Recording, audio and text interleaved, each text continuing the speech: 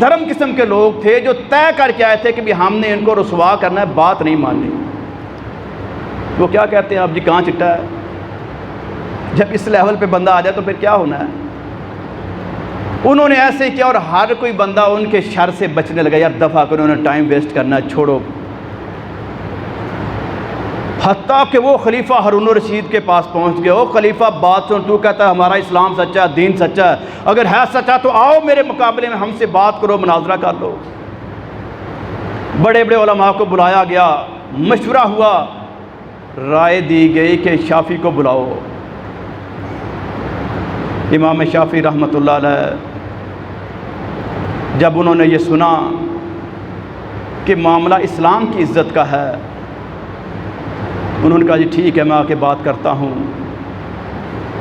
Time طے ہو گیا، دن طے ہو گیا، ہارون الرشید کے دفتر کے اندر محفل سج گئی، بڑے لوگ جمع ہو گئے۔ وہ جو راہب تھے وہ بھی اپنے مکمل طور پہ انتظام کے ساتھ بیٹھے ہیں کہ ہم نے اس طرح سے اس کو رسوا کرنا ہے۔ لیکن امام شافعی رحمۃ اللہ علیہ جب تشریف لائے تھوڑا سا لیٹ ہو گیا۔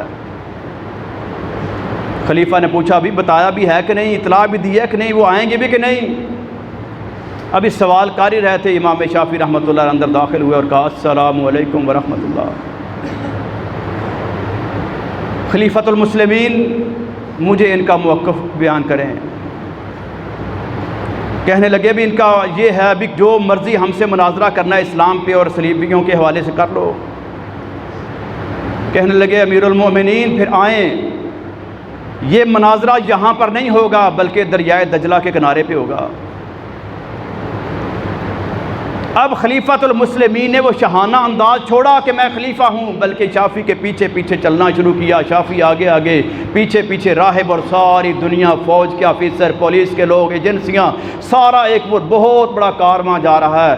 دریائے دجلہ کے کنارے پہنچ کے امام شافعی رحمۃ اللہ نے فرمایا او صلیبیوں سن لو، تم وہ لوگ ہو کہ جنہوں نے رب کے نبیوں رسولوں کو شہید کیا، تم وہ لوگ ہو جنہوں نے رب کی کتابوں کو تبدیل کیا، تم وہ لوگ ہو جنہوں نے رب پہ بہتان بازی کی، تم وہ لوگ ہو جنہوں نے عیسیٰ کو رب کا بیٹا کہا، تم وہ لوگ ہو جنہوں نے مریم کو رب کی بیوی تک کہہ دیا، اور تم نے اتنے بڑے بڑے ظلم کیے، اب کہتے ہو مناظرہ اسلام سے کریں گے۔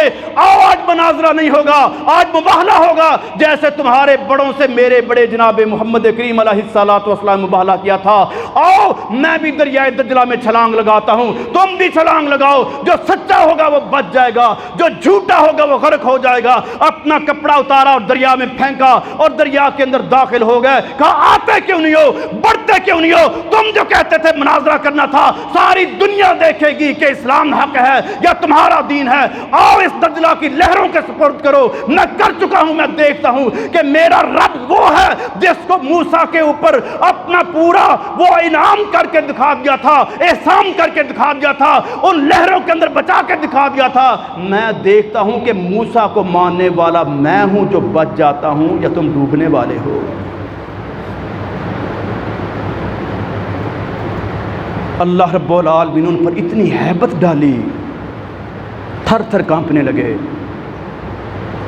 اور اتنا کانپے کہ آنکھوں سے آنسو جاری ہو گئے، ڈر گئے، دہل گئے، کہنے لگے کہ تم کون لوگ ہو، ہمیں تو تمہارا تعارف ہی نہیں ہے، ہم نے تو ایسا بندہ کوئی سنا ہی نہیں تھا کہ مسلمانوں میں کہ ایسا ہو سکتا ہے۔ خلیفہ ہارون نے کہا کہ یہ ہمارے شافعی ہیں کہ جنہوں نے ہر موقع پر حق کہا ہے، حق کے علاوہ کچھ نہیں کہتے، میں ان کی گارنٹی دیتا ہوں یہ وہی خلیفہ ہے کہ جن کے دربار میں محمد نے یہ بات کی تھی۔